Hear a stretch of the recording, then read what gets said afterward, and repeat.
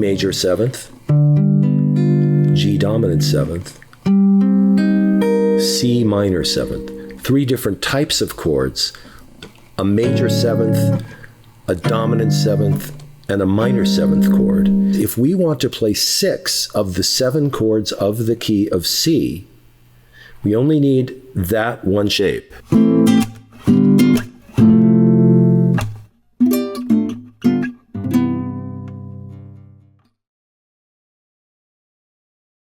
When we play chords on the guitar, we tend to give those chords names based on shapes. And the shape terminology that we probably use most often has to do with the open position shapes. This is a C major chord, and if we move that chord to different positions, we still think of it as a C shape. This is an E major chord, and if we move that chord to different positions in the form of, say, a bar chord like this, then it's still an E shape.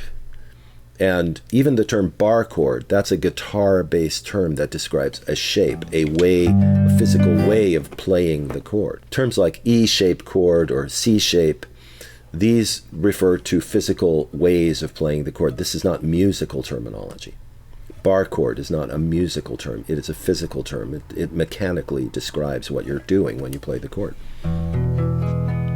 But we will use those terms when we need to and when it's the best way to describe what we're playing, or it's the most effective way to get the idea of what you're playing across on a mechanical level. So if we start with this, this E shape, for instance, and we say, what can we do with this E shape? Besides call it an E shape when we move it to different positions. What do we want to know about this E shape? Well, what we want to know about it, first of all, is the musical structure of a chord like this. The musical structure of the E shape. We have an open E, we have a B, we have an E, we have a G sharp, and then another B and another E. So there are really only 3 notes in this chord. E, B, E, G sharp, B, E. Now if we're calling it an E major chord, which of course we are, it's an E major chord, the structure of an E major chord on the most fundamental basis is E, G sharp, and B.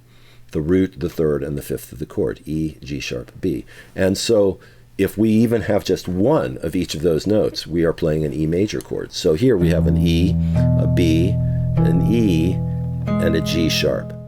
Already we have 2 E's, and if we play all 6 strings, we are going to end up with 3 instances of the note E. At the lowest note, on the 4th string, an octave higher, and another octave up on the 1st string. E, B, E, G sharp, B, E. So what happens if we only think about the notes we have our fingers on? B, E, and G sharp. That's enough to form an E major chord, and it indeed is enough to form any major triad on those 3 strings if we are playing the 5th of the chord as the low note, the root in the middle, and the 3rd of the chord higher up in pitch.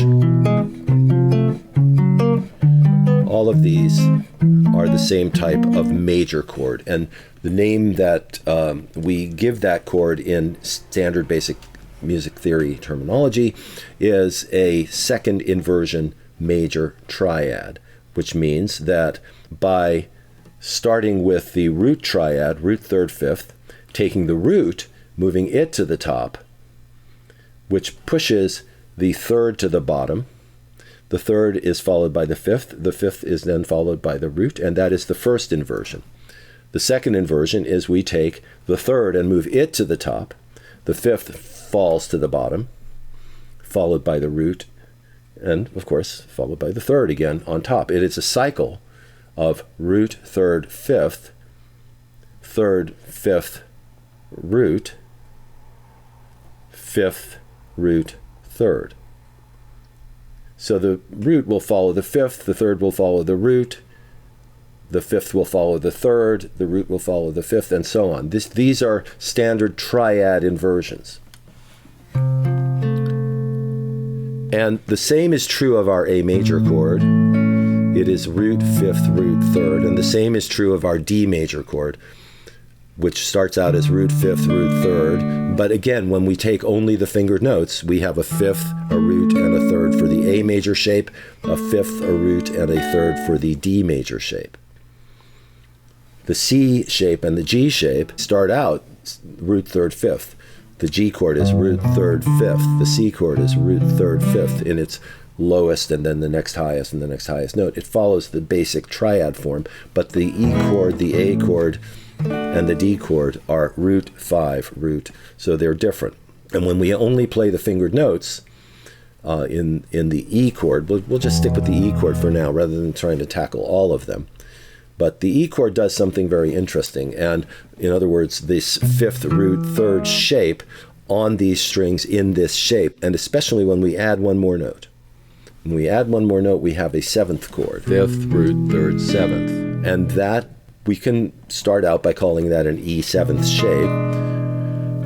But now we have another problem, and that is fifth, root, third, seventh. This is not a standard inversion. This does not follow from the principle of inverting chords, which is to simply keep them in the same sort of circular pattern, but just move them around in that circle.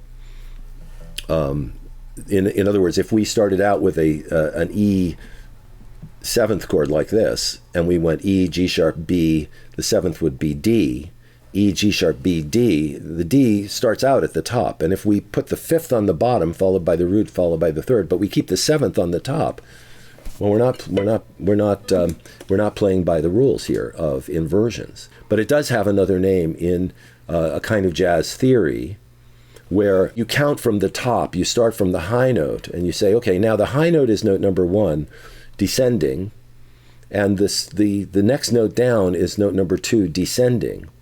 And if we sort of invert things in this sort of upside down way, we're inverting the whole idea of inversion, and taking the high note and leaving it alone, and then taking the next note down and moving that all the way down to the bottom. That's called a drop 2, because from the perspective of starting at the top note is 1, the next note down from 1 is the second note in that sequence, descending, so that's 2, and that gets dropped to the bottom, so that becomes a drop 2 chord. And that's what we're doing in this shape here.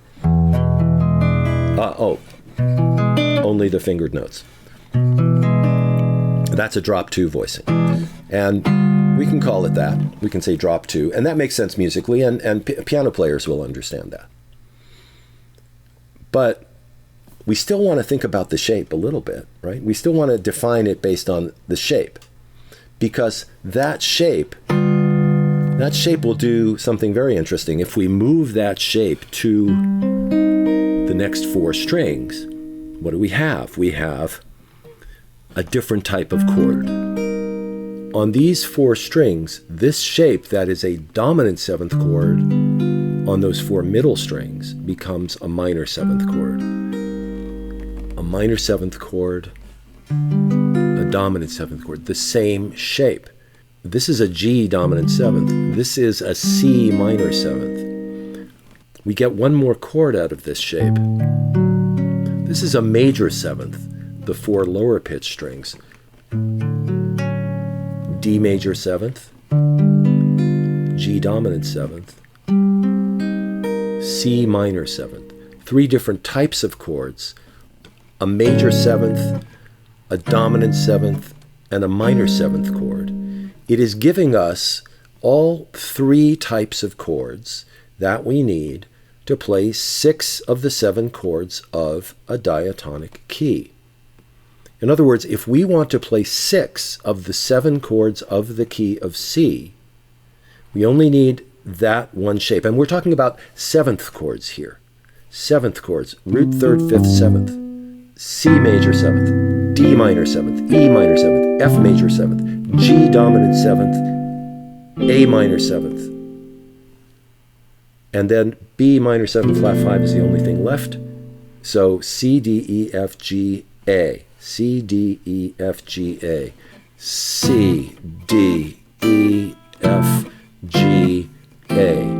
Back the other way, maybe. A, G, F, E, D, C. a sort of disconnected scale, right? Because this C major 7th and this D minor 7th are pretty far apart in pitch, but that's just how it works out. But still, well,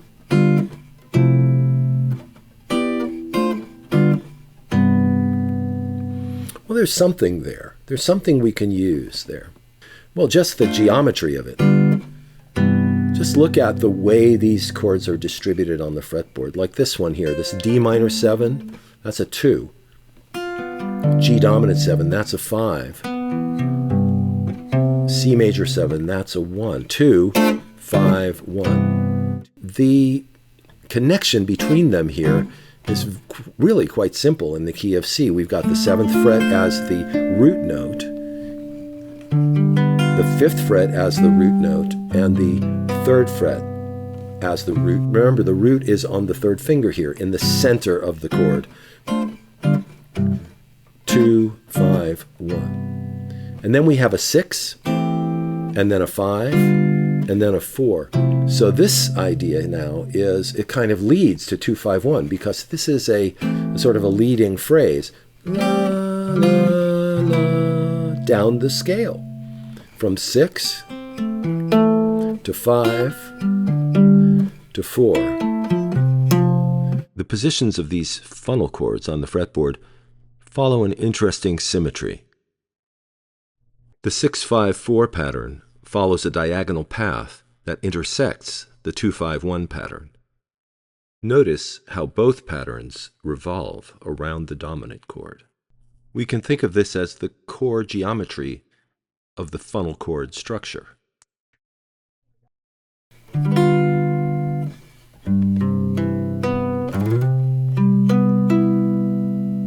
But there's another side to this coin.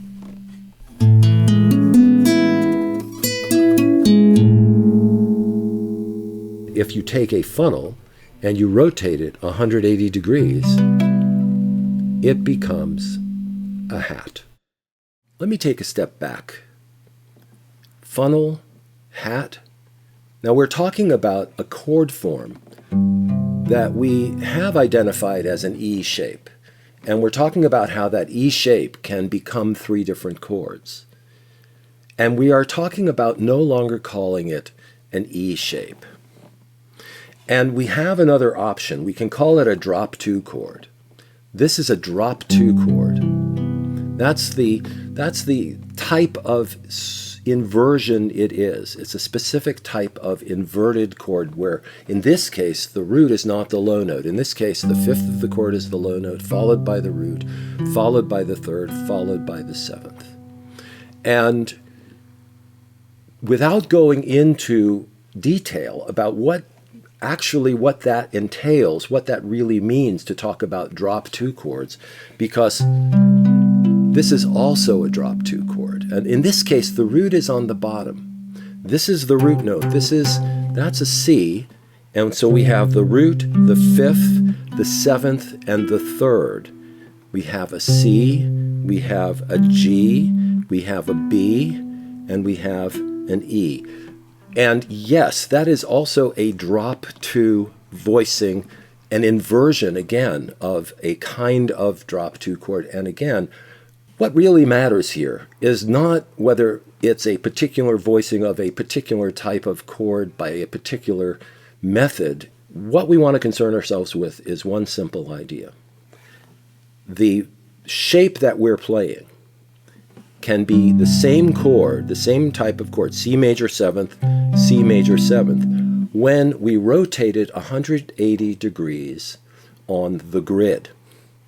Visualizing the grid of the fretboard, understanding the latitude and longitude of the fretboard, and being able to navigate across that landscape with different chord shapes, we can connect those chords to the landscape itself. In the same way that we describe, say, the map of a state that has a panhandle.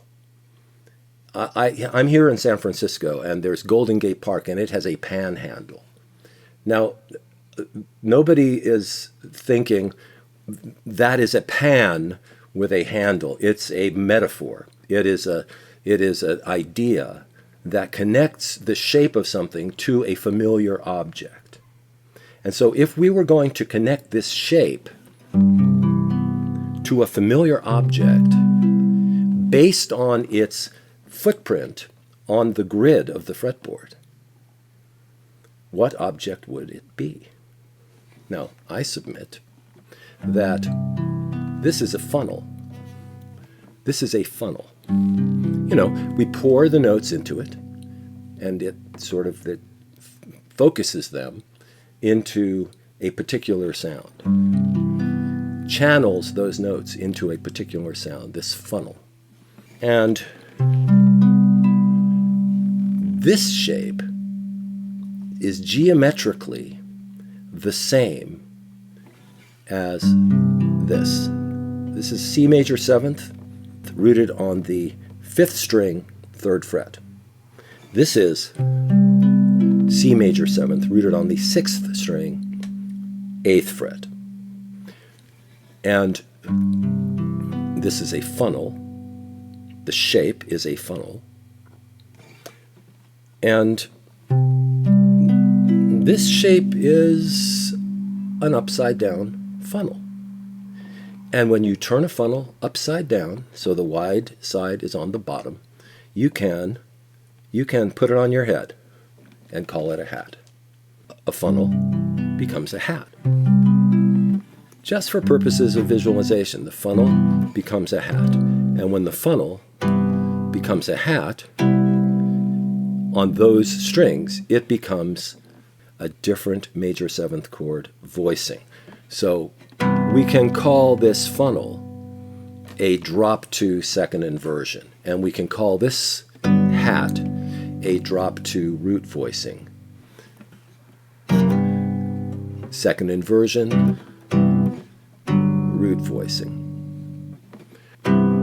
Funnel, hat. Now what am I playing now? I'm playing a C major 7th and a G major 7th. Before it was C major 7, C major 7, now it's C major 7, G major 7. And this is our hat, G major 7. Where is our funnel, G major 7? Our funnel, G major 7, is right there.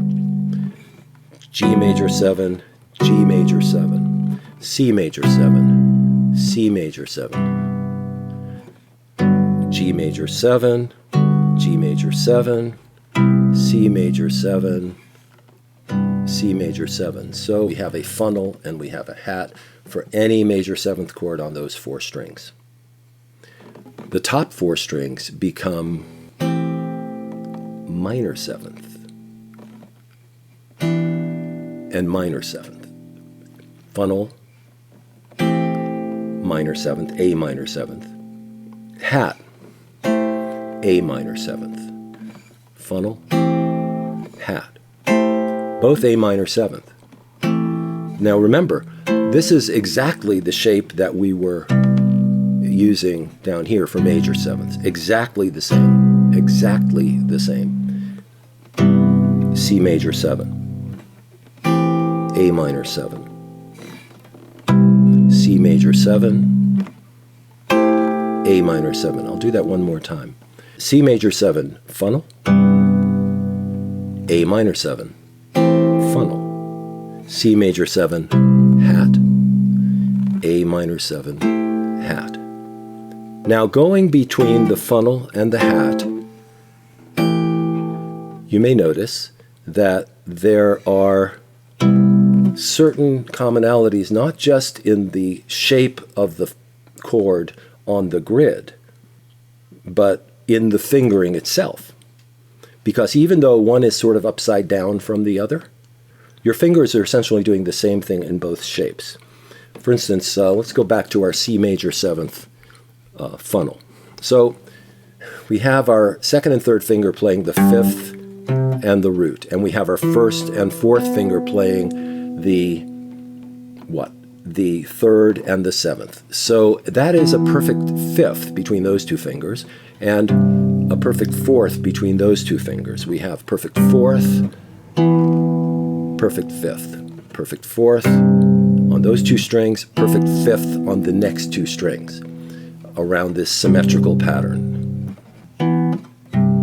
And when we go to the hat shape, the same two fingers are playing a perfect fifth, and the same two fingers are playing a perfect fourth in the opposite position relative to each other. This is how we can go between the two shapes, maintaining the same basic fingering structure,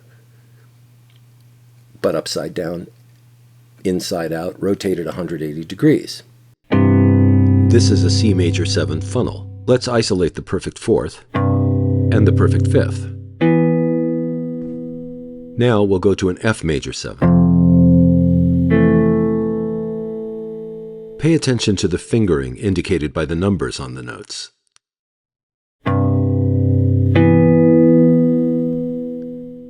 The lowest and highest notes of the chord form a major 10th.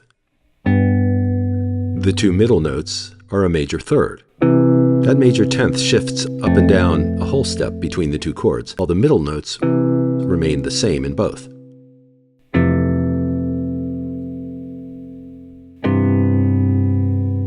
In this example, the C major 7th root was on the 5th string, and the F major 7th root was on the 6th. When the root strings of the two voicings are reversed, a different dynamic occurs. With F major 7th rooted on the 5th string, and C major 7th rooted on the 6th,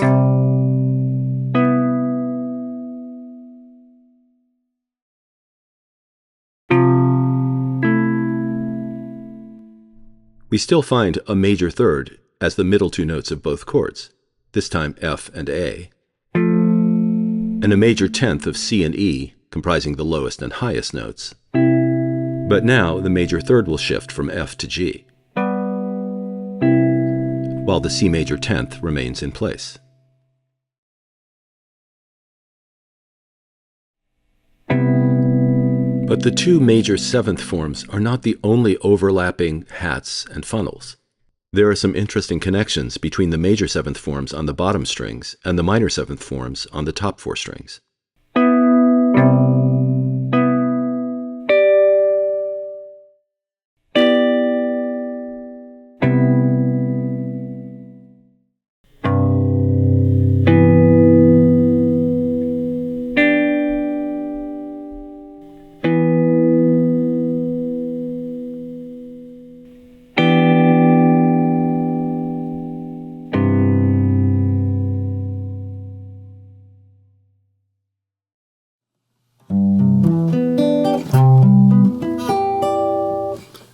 Taking these chord voicings and flipping them in the lower and upper positions gives us the same chords in both versions. Major 7th, minor 7th, major 7th, minor 7th, major 7th, minor 7th. But remember, we started our journey with the dominant 7th chord, the E dominant 7th first, which led to the G dominant 7th on the 4 middle strings. And we haven't flipped that one yet. But what happens when we do? Here we have a second inversion drop to G dominant 7th, which I call a funnel. And if we turn this G dominant 7 funnel into a hat, let's say we put the root on D, the low note, so we'll keep the low note the same. We'll go from a G dominant 7th slash D funnel. The low note stays the same, and we flip it. We do not get a dominant 7th chord this time. We do not get the same kind of chord. We get a minor major 7th. Now you may know the minor major 7th chord as part of a pattern, sometimes referred to as the minor line cliché.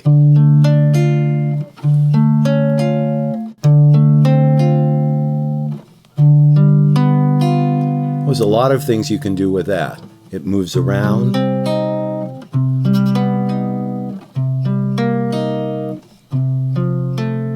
Gets you from place to place. You hear it in a lot of songs. There are a lot of examples of this particular pattern. But that chord by itself, it's sort of, you know, the mystery movie, dark alley, film noir detective chord.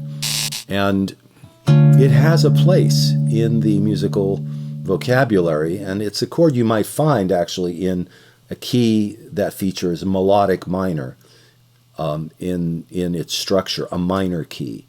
And so this opens the door to taking these voicings in an entirely different direction. And keep in mind that the whole drop 2 thing that we've opened the door to here has further dimensions, which I'm going to cover in a future video. But it's a bit complicated to get your head wrapped around if you're coming from a conventional theory standpoint, or if you have little or no theory knowledge at all. Drop 2 is probably not the place to start learning about chord theory. But if you already do have some knowledge and you already do have an understanding of basic chord theory, it's a fascinating angle on chord structure and on chord voicings that you really do want to know, because they will expand your possibilities just having all of the different drop 2 voicings in your vocabulary. This is not something that comes out of the classical vernacular, or is there such a thing as classical vernacular? I guess there is. The classical idiom, but really comes from jazz. And I think it tends to be more of a guitar thing, but no, this is a piano thing, it's a guitar thing, it's an arrangement thing, it's a whole other way of looking at chord structure if you've only started with conventional theory. There's a few songs that you can listen to hear how these chords are used out in the wild, and how arrangers choose to voice different harmonic ideas around chord structure without relying entirely on conventional inversions and creating leading lines, etc., voice leading. All of these things are tied to having a handle on these different kinds of voicings. Chords as harmonic ideas, as a continuum of a harmonic line, is what this kind of thing is about. A harmonic line that supports a melody, ultimately, that kind of plays with the melody. Chord voicings will give you more than just an A chord, a B chord, a C chord. They will give you a harmonic line that interacts with the melody. And in order to do that, you need to be able to find chords that are not all root 3rd 5th, but 3rd 5th root, or 3rd 7th root, or some other variation of that, because you want a specific note on top, or you want a specific note on the bottom, you want certain notes in the middle, and because it supports the overall melodic and harmonic structure of the music as it goes from one moment to the next. And so that's what chord voicings will do. So again, next video we'll deal with this in greater depth, and until then, thanks to everyone who's subscribed. If you haven't already subscribed, please do.